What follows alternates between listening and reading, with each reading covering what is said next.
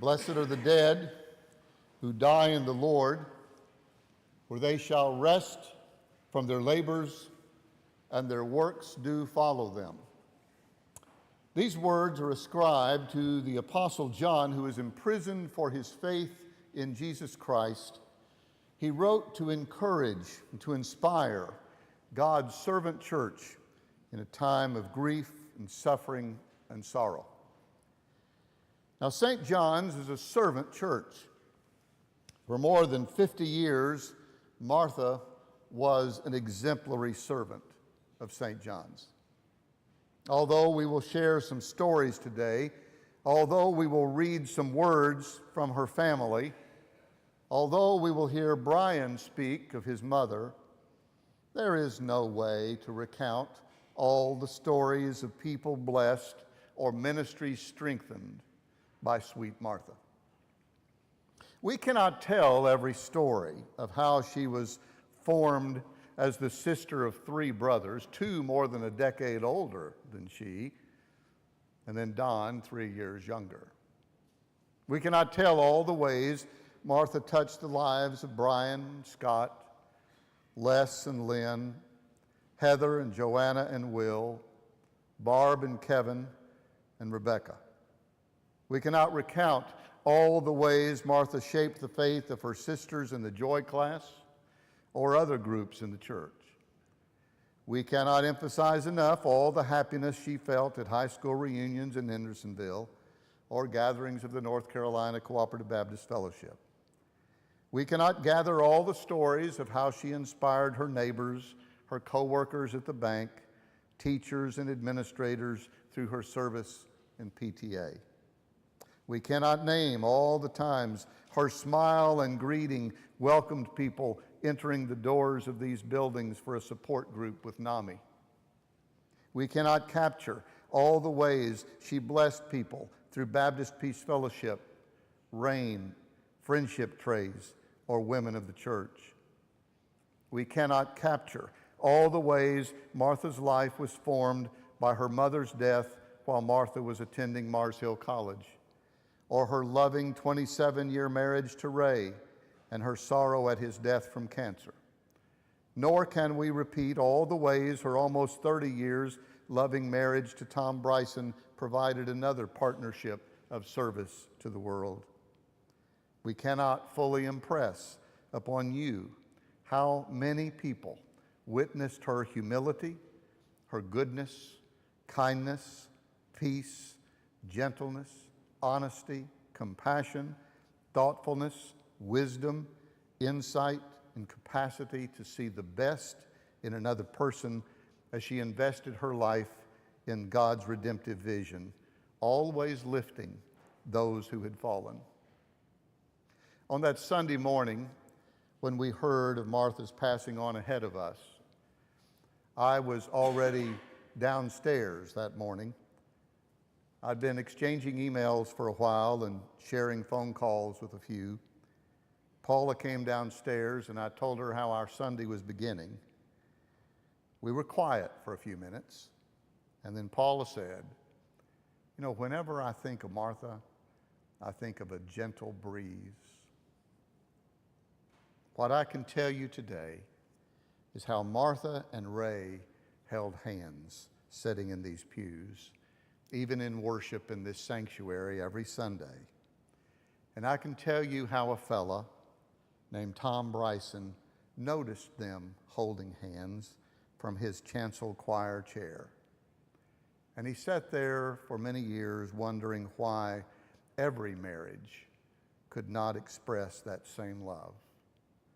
And I can tell you how Martha and Tom came to be known as the hands-holding couple at Aldersgate over the past 18 months.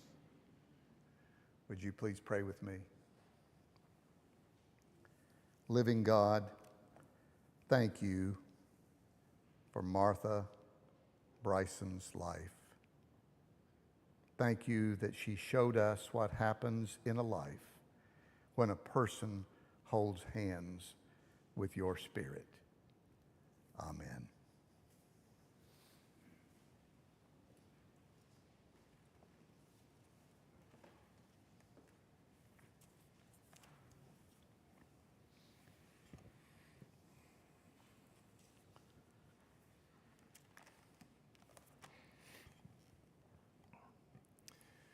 Proverbs. A cheerful heart is good medicine, but a downcast spirit dries up the bones. As Dennis has mentioned, Martha did experience the ups and downs in life like many of us do. Perhaps she had a couple more untimely deaths than many of us often have. As was mentioned, her mother passed on while she was still in school, and yet her father got remarried and had a good second marriage. And then when Ray died at a fairly early age, Martha had the perspective and the attitude to say, I have my father and stepmother Phyllis to look at to see that I can live and be happy again. And she was. She found Tom, and she and Tom had over 29 years of a close, loving relationship of marriage.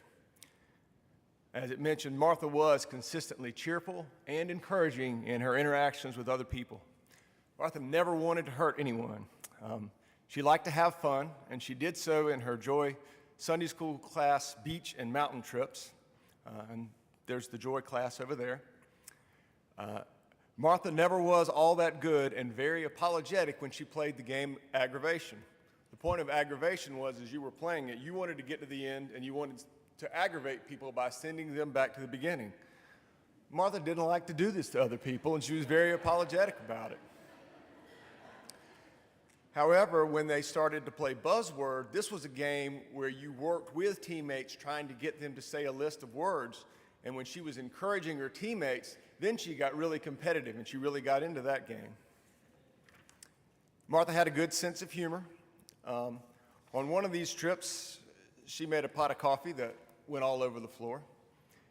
And then she made another pot of coffee that went out all over the floor. And it seems that if you will flip-flop the carafes that the coffee belongs in, they will not go in and they will go all over the floor. So finally we got a pot of coffee was made that worked, and then they were so congratulatory, she got a big hug from Margaret Falls with a cup of coffee in her hand, and it spilled down her back. But Martha just took that in stride, and she was fine with that. She was also fine and thought it was funny that at her second bridal shower before marrying Tom in 1993, they got her a red bikini, and she thought that was great. And so she laughed with them. I believe she wore it. She said she wore it. I believe she did wear it. So more about Martha from Proverbs. Proverbs 17:17. A friend loves at all times, and kinfolks are born to share adversity. In Proverbs 18:24. Some friends play at friendship, but a true friend sticks closer than one's nearest kin. The one thing, when I talk to people in the Joy class and the Didymus class about Martha, the one thing that was, I think, said by every single person in one way, shape, or form was Martha was a caring friend. Everybody said that. Among Martha's list of longtime friends is Ethel Harris. And if you go to St. John's, you might be aware that back in 2016 and 17, Ethel had some really serious medical complications related to her intestines. Her life was in real danger. She didn't know if she was going to make it. She had one last medical place that she could turn to for help, and this was the Mayo Clinic in Minnesota. When Ethel scheduled to do her initial consultation, Martha came up to Ethel and said, Tom and I are going with you to Minnesota. Ethel said, that's too much. You can't do that. And Martha said, oh, yes, we can. Ethel said, I can never pay you back. Martha, you don't have to. It's not a payback thing. So Tom and Martha were there when Ethel heard the good news that the Mayo Clinic thought they could help her, and Tom or Martha were there when Ethel went back a month later and had successful surgery. Not many people tell Ethel Harris how it's going to be, but Martha did so. And while Martha said it wasn't payback, there is a story. The first date between Tom and Martha had an extra ticket to the Hornets game, and she said, Ethel, do you think it would be okay if I invited Tom to the Hornets game? And Ethel said, yes, I do. And so that actually led to their first date. from the New Testament, the letter to the Ephesians, and this was underlined and starred in Martha's Bible.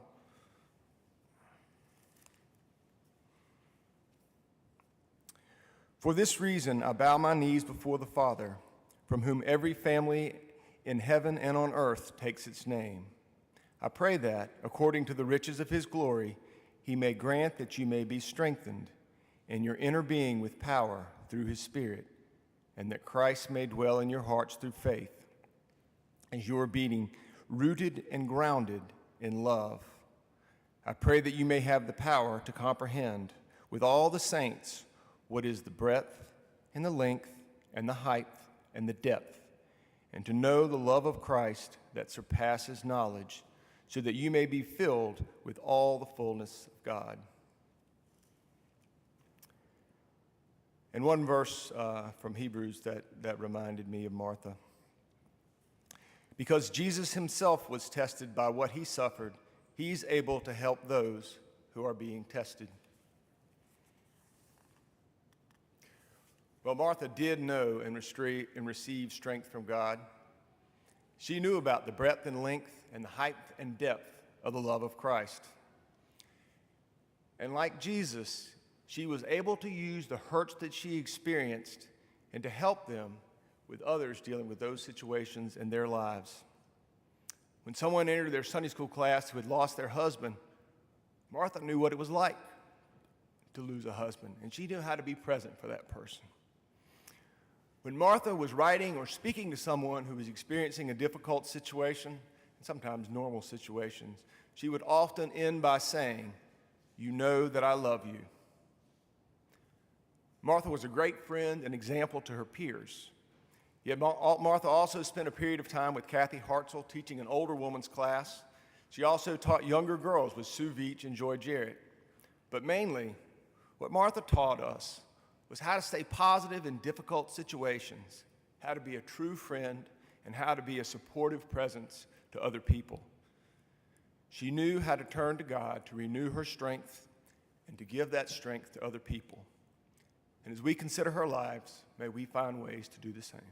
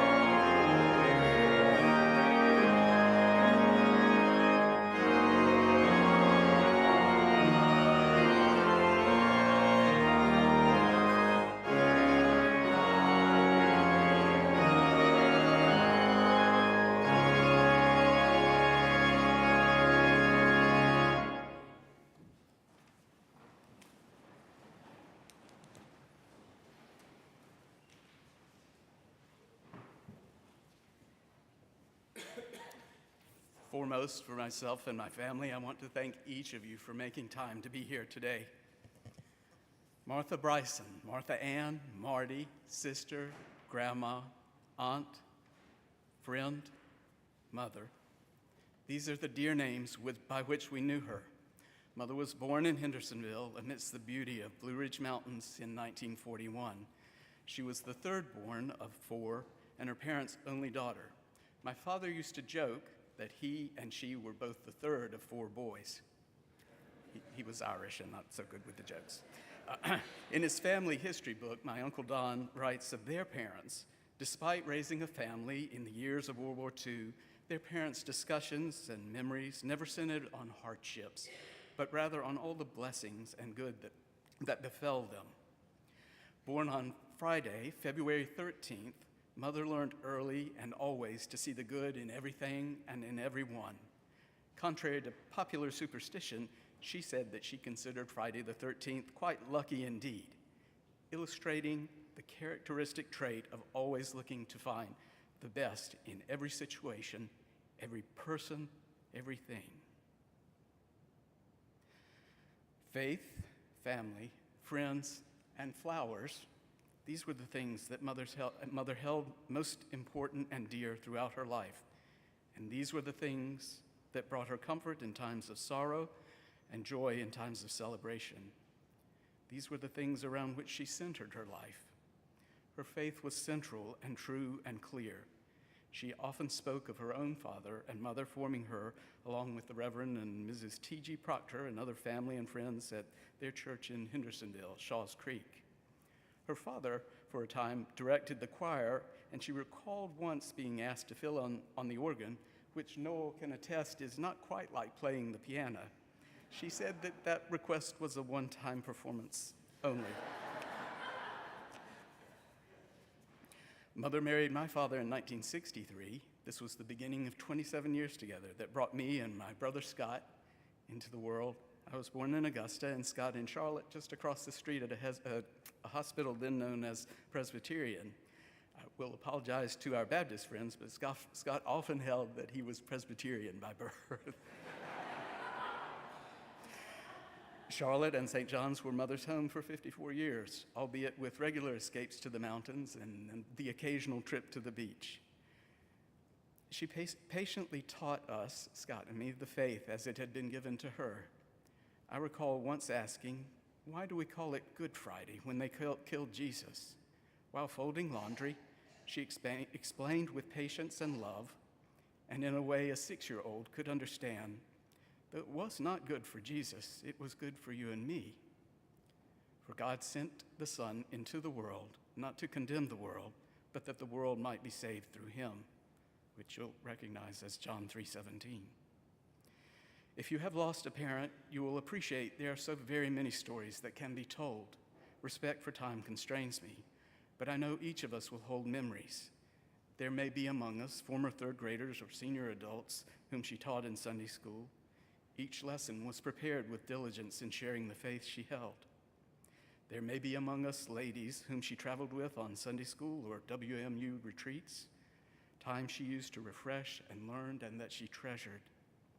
There are among us family members who will recall the many pound cakes, hams, 7-bean salads, and other dishes, all prepared and served with love at picnics and family gatherings.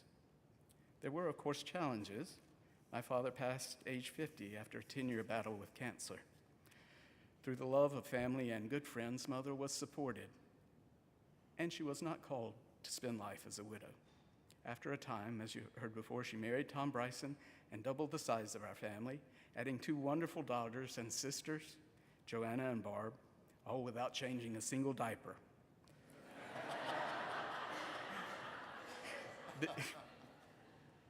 This October, Tom and Mother would have celebrated the joy and happiness that 30 years of marriage brought. In January, Joanna returned from Germany, and Barb's daughter, Rebecca, came from Illinois, and we were able to gather for a time over the Martin Luther King weekend. In what would be my last call with Mother, she spoke of all that time together and that week as being so enjoyable for her. Throughout their life together, I think Mother and Tom have lived the prayer that concludes the St. John's Covenant. Guide us as we try to do that which pleases thee. Volunteering to deliver meals on wheels, teaching Sunday school and tending the nursery, visiting the sick, and aiding the poor. These are their example and the memory that I hold dear. I noted earlier, Mother loved people and time shared, and flowers. She saw beauty in all things. There was that rare occasion when she and Tom missed being here on an Easter day to share it with Les and me on a trip to New York. We went to service at St. Thomas Church, Fifth Avenue. While there are many things there that can make an impression, music, ceremony, architecture, the thing that struck her most was the mix of people.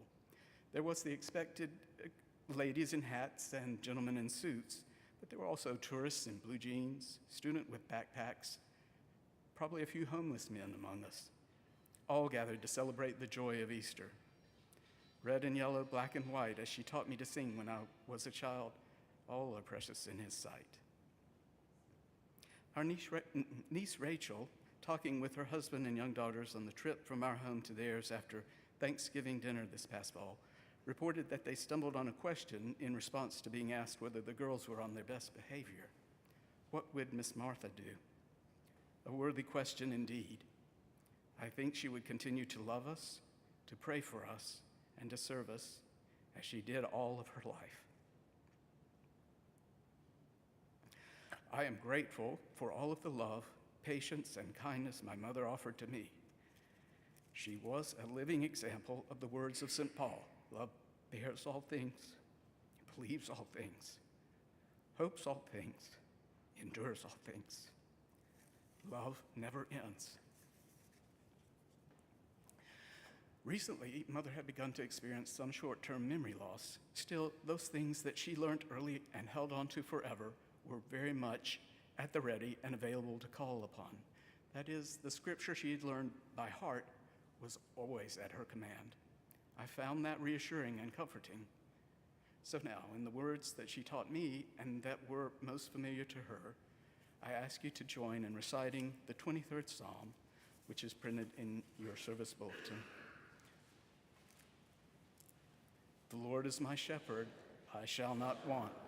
He maketh me lie down in green pastures. He leadeth me beside the still waters. He restoreth my soul. He leadeth me in paths of righteousness for his name's sake. Yea, though I walk through the valley of the shadow of death, I will fear no evil, for thou art with me. Thy rod and thy staff, they comfort me. Thou preparest a table before me in the presence of my enemies. Thou anointest my head with oil. My cup runneth over.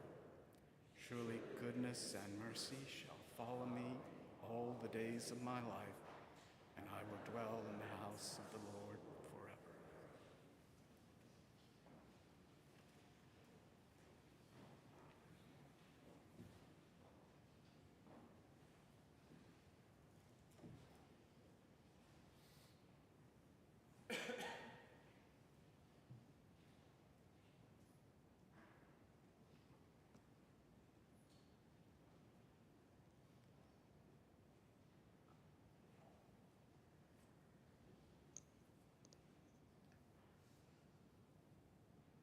Why should I feel discouraged? And why should the shadows come? Why should my heart be lonely and long for heaven and home, when Jesus is my portion, my constant friend is he. His eye is on the sparrow, and I know He watches me. God's eyes on the sparrow, and I know He watches me. Well, I sing because I'm happy, and I sing because I'm free, for His eyes on the sparrow, and I know He watches me.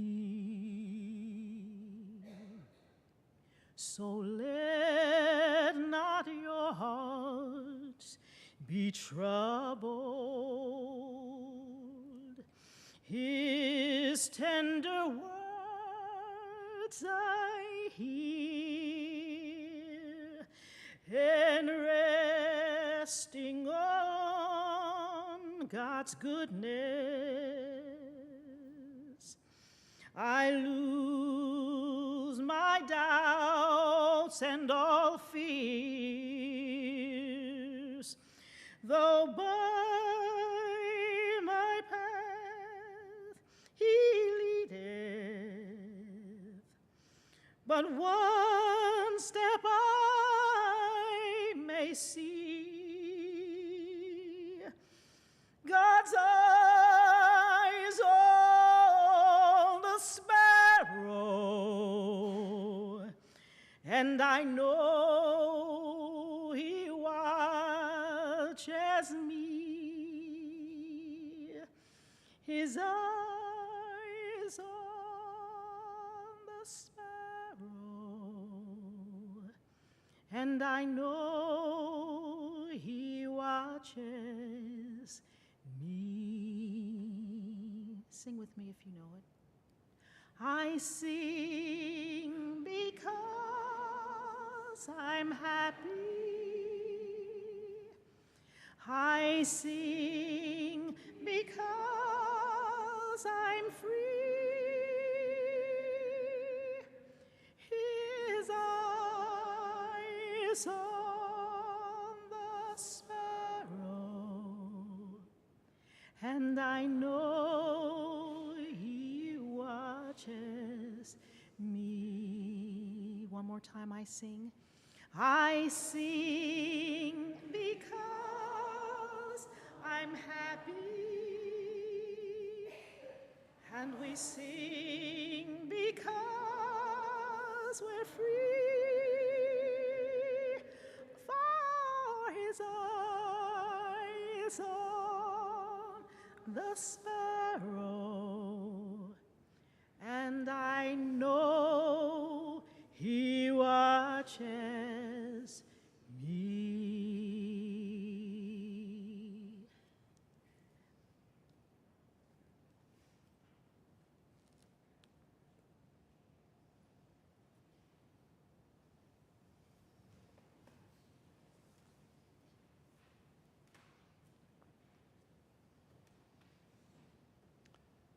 Would you pray with me?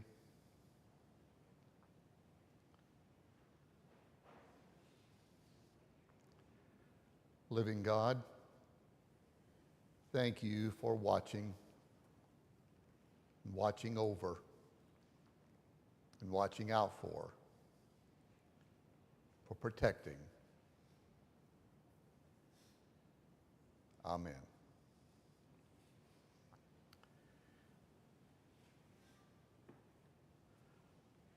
For people like Martha,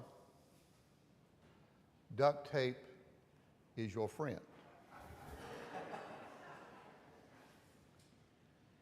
The scriptures we have read this morning, Lee has already read some, and I'm going to refer to some in my words. Every one of these passages are underlined in here. If you don't have a beat-up Bible, and you suggest that you are a follower of Jesus, you need to rethink part of that.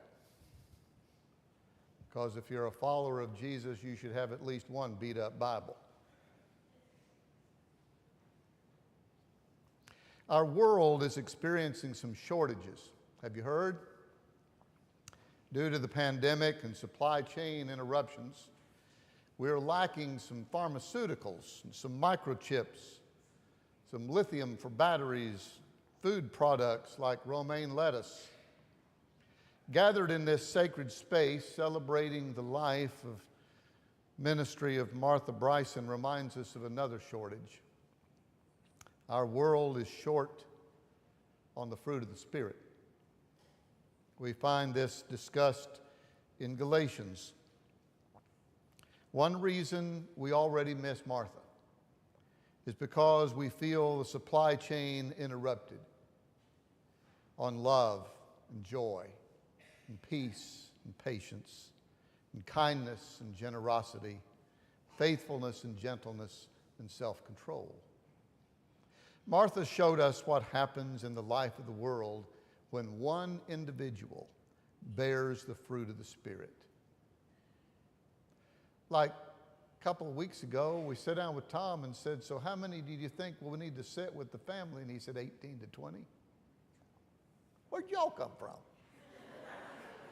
When you're like Martha, your family's a lot larger than some folks might count by thinking. The family's all of you, all of us. You see, Martha belonged to Christ. She lived by the Spirit.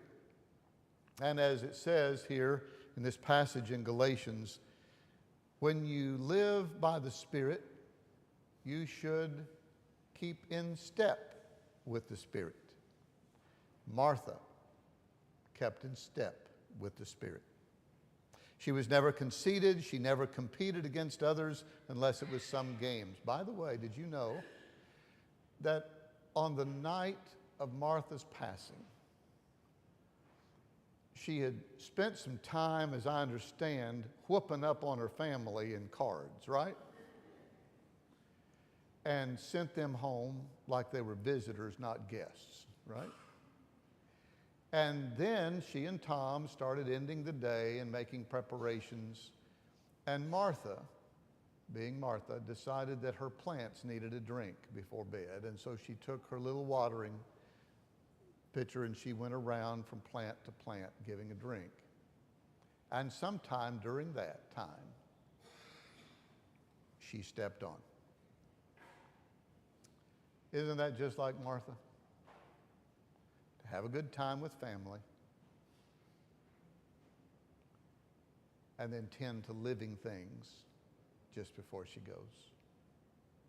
Martha exemplified the forgiving life. When she knew of a person who was found in a transgression, she sought to restore them to God's peace in a spirit of gentleness. She was an expert in bearing the burdens of others. We were nourished because Martha shared with us the fruit of the Spirit.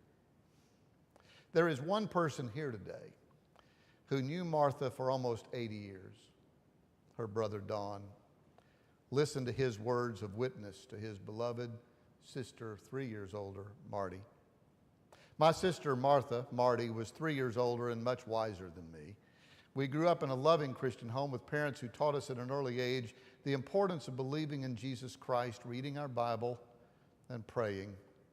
This foundation has served us well, and my sister grew into one of the most devoted, loving, and generous Christians I've ever known. Throughout our school years, Martha and I went to public schools, most of which were fairly small compared to today's huge elementary and high schools. Martha had preceded me in most of my classes, so when I came along, the teachers always asked, "Are you Martha Nanny's brother?"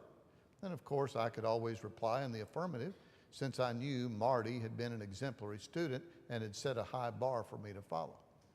In addition to our parents, Martha had a deep love for her two grandmothers. Each of them had lost their husbands early in life, so Martha and I never knew our grandfathers.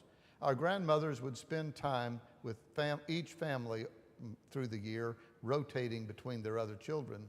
Martha would often cuddle up with a grandmother while she was reading a book to her. And on occasion, Martha would get to sleep in the same bed with her maternal grandmother, and she once wrote in a family journal, "Snuggling up to Mama Anders on a cold wintry night with the rain drumming on our tin roof made the world of a preschooler seem as safe as heaven itself." Our mom died in 1960. Martha was in her freshman year at Mars Hill College. I was a sophomore in high school. Mom's death was devastating to our family unit. She'd always been the stalwart homemaker and mother. The void was extreme. Martha elected to leave college and come home, attempting to stabilize our lives. Although our mother was an excellent cook, Martha had not taken lessons in how to cook for a family. She was a trooper, though, and dug out our mom's recipes and received guidance from many family members. She quickly learned what holding a family together was all about, and we all survived by doing our part. As adults, Martha and I became even closer as siblings. We often chatted on the phone for an hour, reminiscing about our lives and our children, catching up on our latest travels, current events, and family news. We always arranged to see each other whenever possible, and we never ended a conversation until Martha asked the question, "Well, when are you and Margaret coming to see us?" Our conversations always ended with, "Love you, Don," and my reply, "Love you too, Marty." Thank you, Don. Well, we're experiencing another shortage today. Spiritually positive people who invest their thinking in the way of Jesus. We're taught this in a passage that Martha underlined in Philippians. Brothers and sisters, whatever is true, whatever is honorable, whatever is just, whatever is pure, whatever is pleasing, whatever is commendable, if there is any excellence and if there is anything worthy of praise, think about these things. Beloved, Martha invested her thinking in the way of Jesus. We learned from her. We heard her words, we saw her actions motivated by this thinking.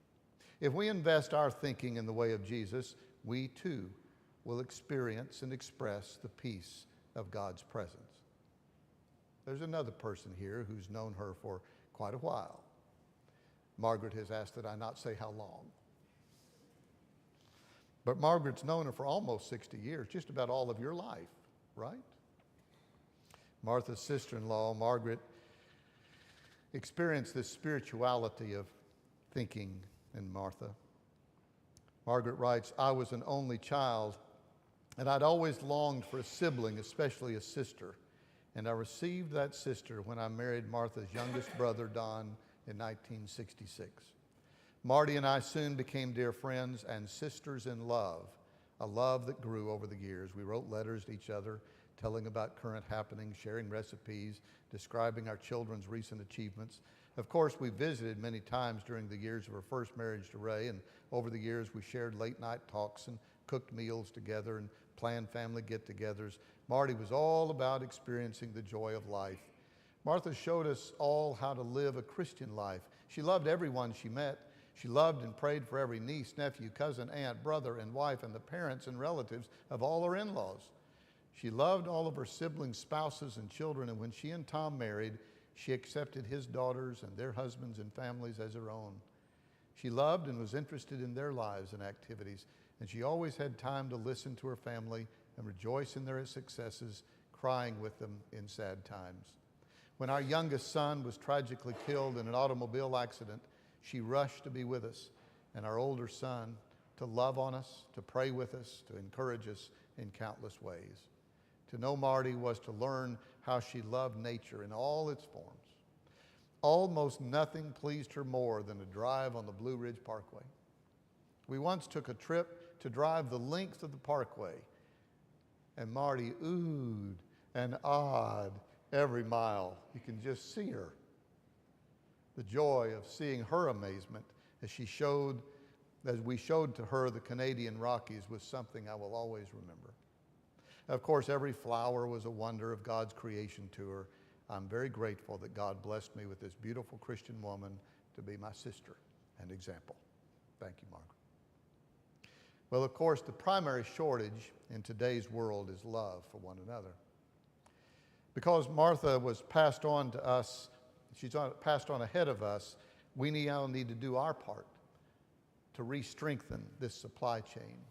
After all, We have all learned the strength of a supply chain is only as strong as the weakest link. So don't be the weak link.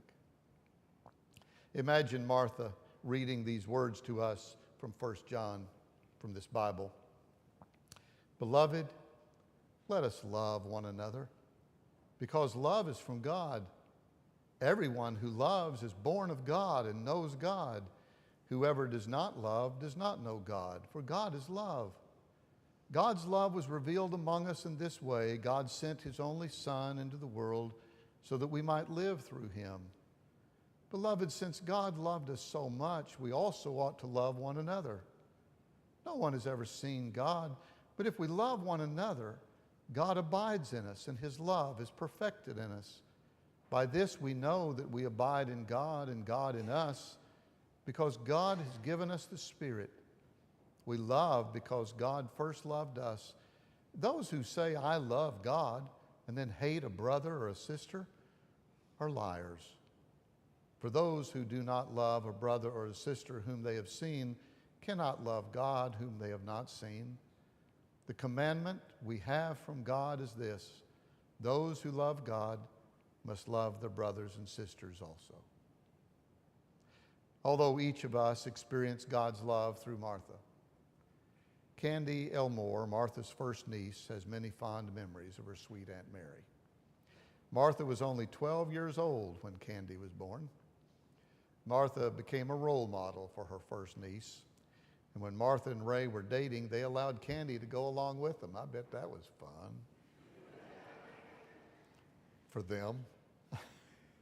Martha always made her feel loved. And Candy wrote, Aunt Marty was the most thoughtful and kind person I've ever known. Well, you've heard from Brian. He and Scott experienced their mother's love their entire lives. A few years after Ray's death, Martha and Tom married. And Martha welcomed Tom's daughters, Barb and Joanna, into her circle of maternal love. Barb and her husband, Kevin, were with Tom and Martha on that night getting beat at cards. Barb says that having Marty as a mother for almost 30 years was a privilege, a blessing. And from the day they met her, Martha loved them unconditionally. She was easy to talk to, laugh with, and cry with. Martha was a role model for them, genuinely kind and friendly to everyone, always making sure everyone felt included. Joanna echoes these thoughts and emphasizes how important it was to see how Marty loved their father. They truly nurtured one another for these past 3 decades. They defended and protected one another. Together they loved their neighbors, their church, their many friends and strangers in need. They showed how great love can enable great works.